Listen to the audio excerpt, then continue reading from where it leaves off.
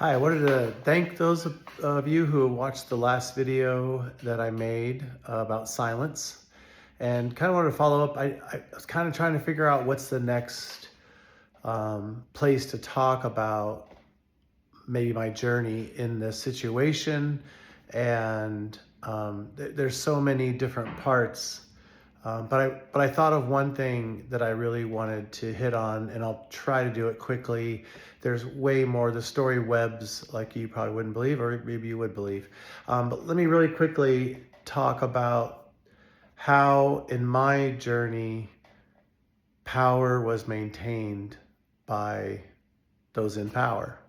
Um, and I think one person had asked, like, did you talk to anyone? Did you tell anyone what was going on? That kind of thing. So this kind of pertains to that. Um, and so the odd thing about the story, and I know you know part of it, is that I wanted to kind of go back a little bit to give you the yo-yo-ness of the story, which makes it so difficult. Um, so I had moved to Nebraska in the summer of 1998. My family and I moved to Nebraska to work with Christian Challenge, which is just another version of Baptist Student Union, at the University of Nebraska in Lincoln. And one of the things that I did there was to start small groups focused around freshmen in the dorms. That's something I had experience with at OU. It's also something I had experience with in California when I was living there. Plus, I was in some really good small groups of a church I was a part of there in Marin County.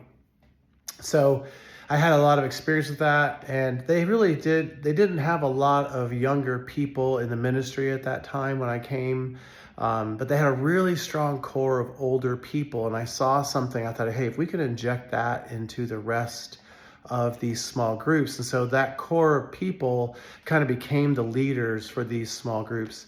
Anyway, it was really successful. Around 2001, Kevin Shin and I decided there's got to be a different way to do church. And so we also started a small church.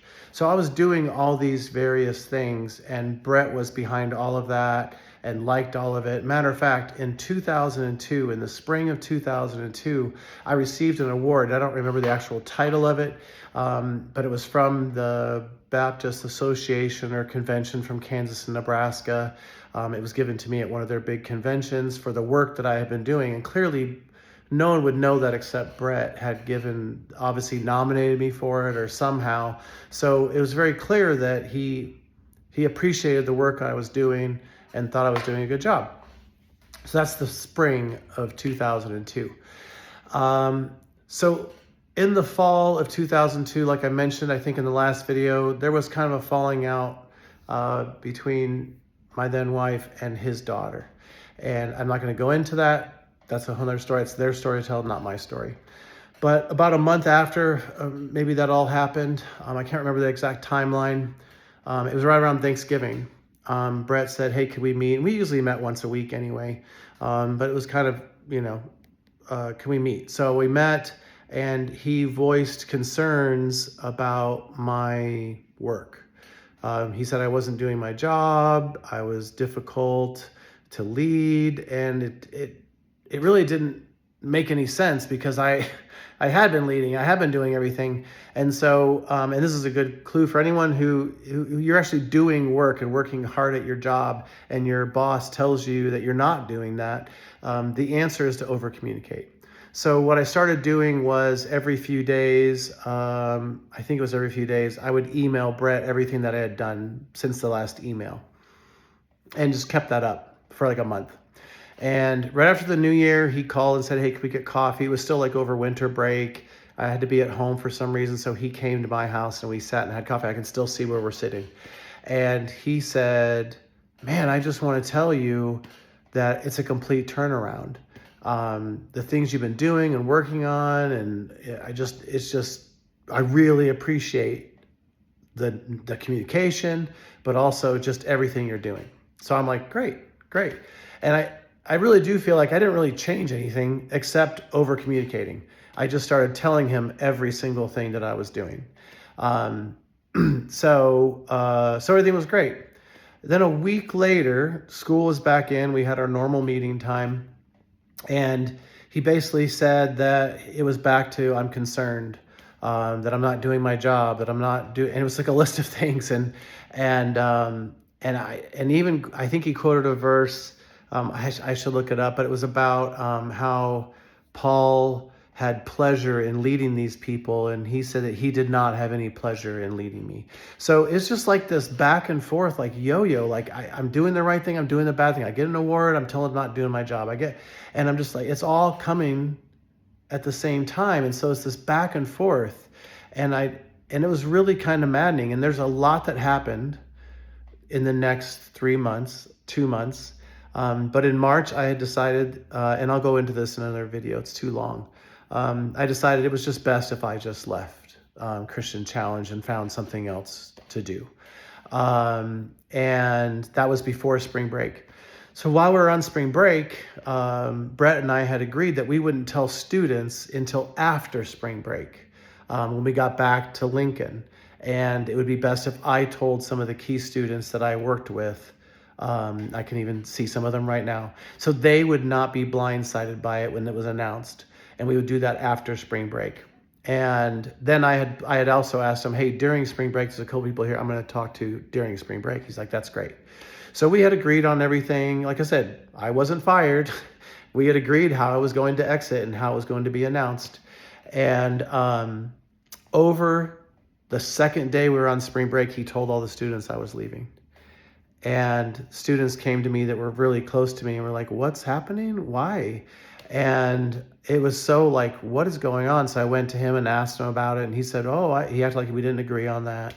He acted like there was nothing like that. And then it just proceeded the whole week to go back and forth. So finally, there was another leader there. I'm not going to name him, although everyone probably knows who it is. I don't think, well,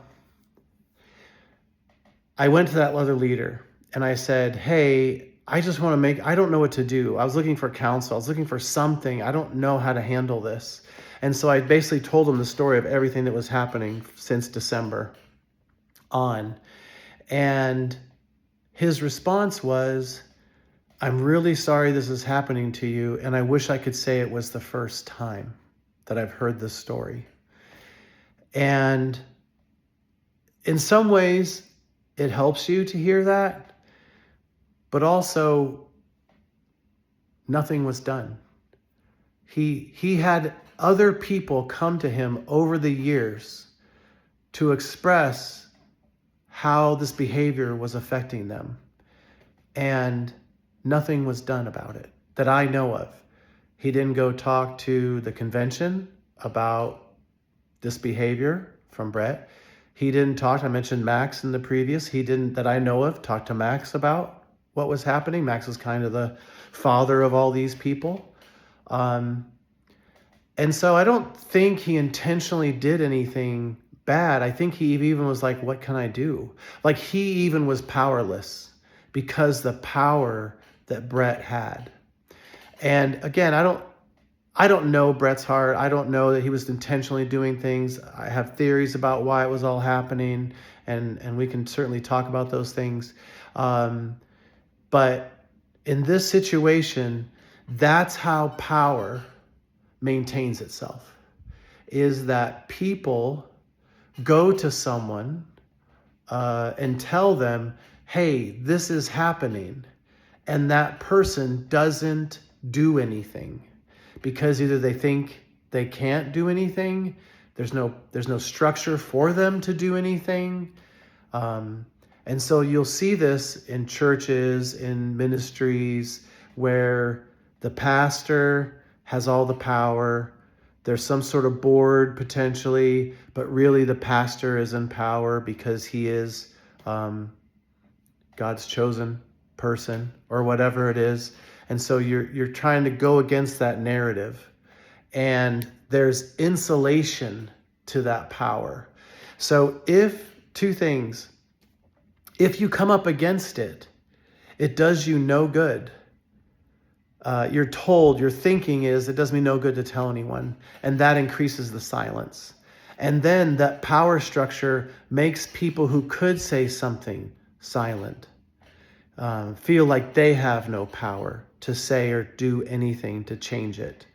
And the person that I told, I have deep respect for more than a lot of people in my past. I really value this person, and like I said, I don't think there was any malice involved. I don't think he meant to do anything that would be harmful in any way. But sometimes our silence enables other people to continue, and I think that's really important. So if you're ever told something, I think it's important that you figure out what do you do with that information so that you're not continuing to enable the situation, that you're trying to figure out how to rectify it. Is there any truth to what's happening? Is there anything going on? Like I mentioned in the last video, when I came to Max about that, did he call Brett and ask him what happened?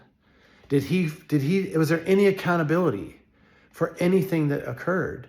And there isn't that I know of. No one ever followed up with me to say, hey, Brett never reached out to me and said, hey, I'm sorry this happened, or whatever. I shouldn't have said that. None of that happened, even though people in leadership knew. So like I said, this is much different than sexual abuse that's happened in the Baptist Convention or the Catholic Church or ministries. I can think of Kanakuk, if you follow up with any of that kind of stuff. There's always power structures that keep people in power that should not be in power. And it's a very difficult thing to stand up and say this is wrong. And it's a little late to the party. This is, literally, I'm talking about 2002 and 2003. I don't know why it took me this long. Like I said, I'm not trying to pull down those power now, but you have to look at your own situation. If you're in leadership, how have I isolated power around me? What am I in danger of? And I will say that I'll offer this too. Being in that situation, I don't know what I did to other people. So it's possible there are people out there that want to make a video like this about me. And so I just implore you, reach out to me. Because when you're in those power structures, what did I keep silent? What did I not know? And I think that's a scary thing, because I'm not even sure this person that I went to even knows that occurred. I don't know if they've seen any of the video or any of this stuff. So, and again, I don't need them to. It's just, I think it's important as you're trying to figure out your own story and your own journey. What did the people in power do? And how was it maintained?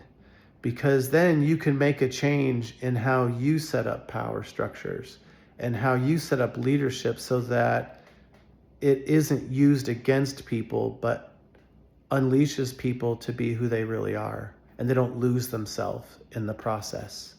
And maybe it would have helped Brett in the long run if someone had said, hey, this is something that's going on and we need to figure out what's going on, not to get him canceled or fired or anything, but actually to be like, what can we do to help? And I think that's the biggest thing that happens is instead of getting help for people, they just enable them to keep going. So I'm on the verge of, I don't want this to be, you should do this or you should do that video, but I want you to see how I did try to go to someone and how that was not taken. And there's another story I'm going to tell in the next video about the church side of things that happened and where I also made the mistake there. So again, I don't know if this is helpful to you. I don't know if this is any good information. I'm just trying to keep the different facets in my head of what took place so I can share that story, because like I said, it's very difficult to figure out how do I tell this story. So there's the next video. I hope this helps you. Again, it doesn't necessarily mean you have abuse from a church or a ministry structure. It might just be from your family. It might be from work. I don't know, but hopefully these things help you kind of grapple with that. And the last thing I do want to say, I know it's been a bit, is if you have a story, and I know there are people out there because people responded, and you'd like to be on this page, I'd like to set up an interview with you or talk through your story with you. If you feel like you've been silenced and you need to talk through a story, let's do that. So reach out to me, and if you kind of want to do something about your silence, let me know. All right, thank you.